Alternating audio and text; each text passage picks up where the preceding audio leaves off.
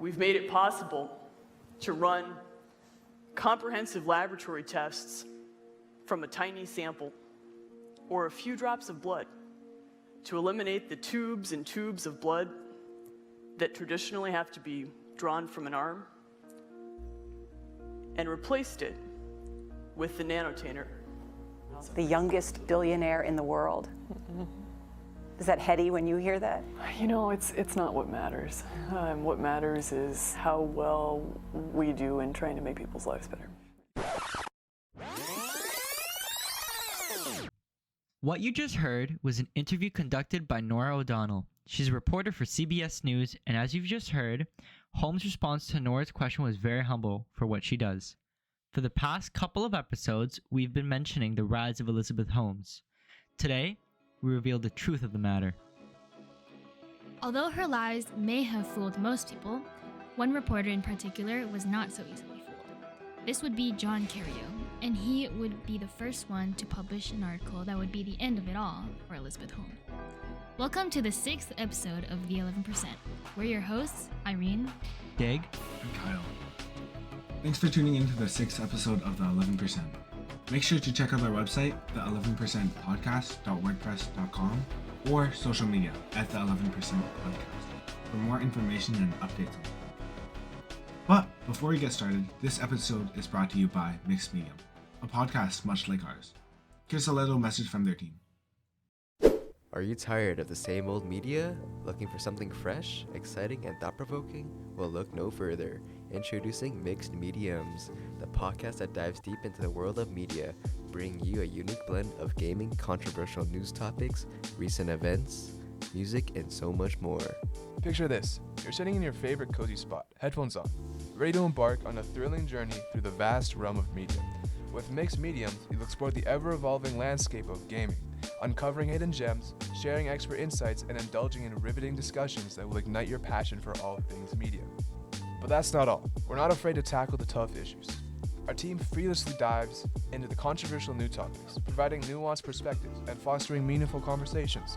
From the latest headlines to the social and political debates, Mixed Mediums keeps you informed, engaged, and empowered. Have you ever wanted to stay up to date with the recent events but struggled to find the time? Well, fret no more.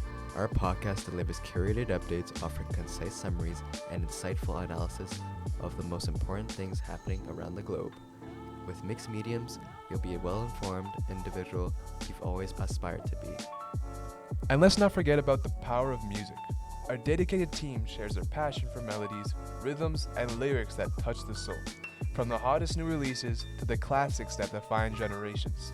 Mixed Mediums celebrate the universal language of music, bringing you tracks that will have you dancing, singing, and feeling all the feels.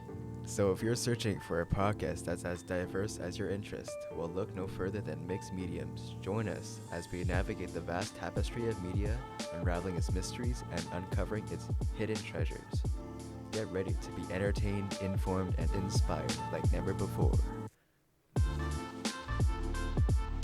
Mixed Mediums, where gaming, controversial news topics, recent events, music, and more collide.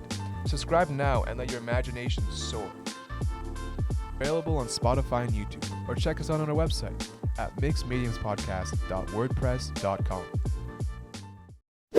Be sure to check out Mixed Medium if their podcast interested you. Now then, let's get back to the episode.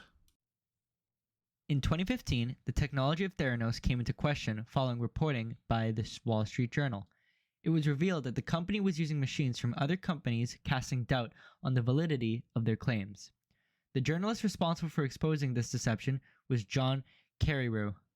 Former employees of Theranos, Erica Chung and Tyler Schultz, shared their experiences with the company, shedding light on a culture filled with intimidation and secrecy.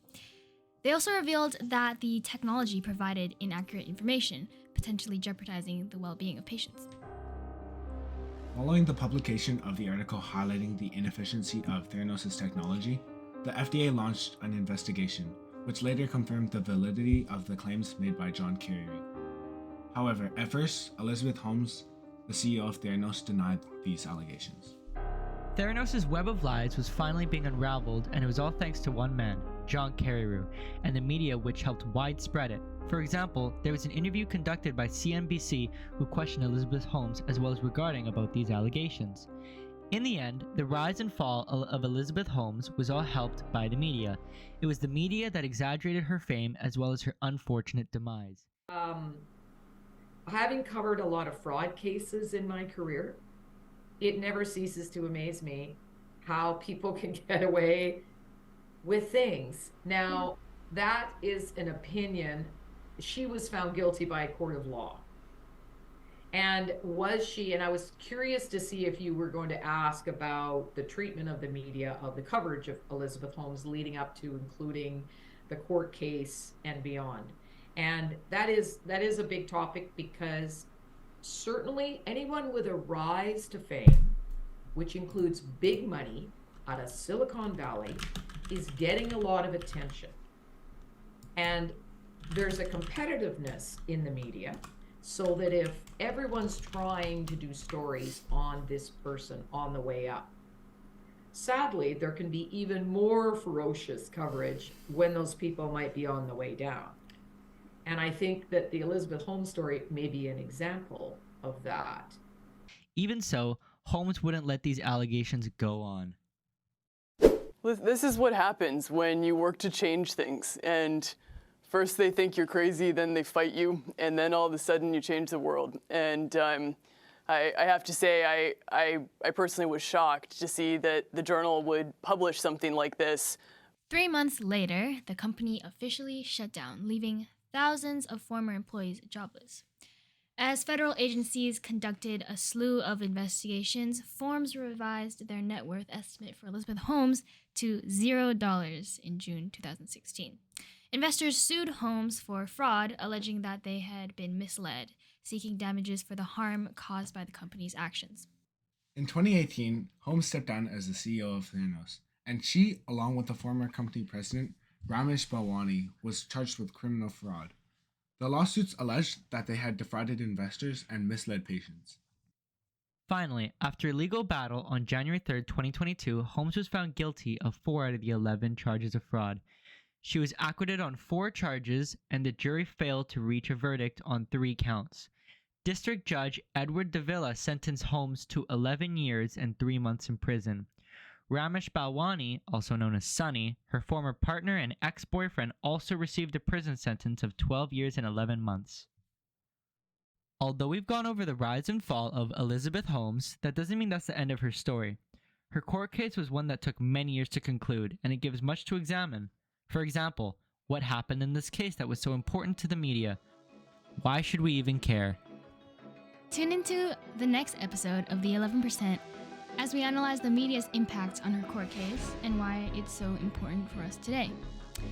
Make sure to check out our website, the11percentpodcast.wordpress.com, and follow us on Instagram and Twitter at The 11% Podcast for more information and updates. Thank you for listening.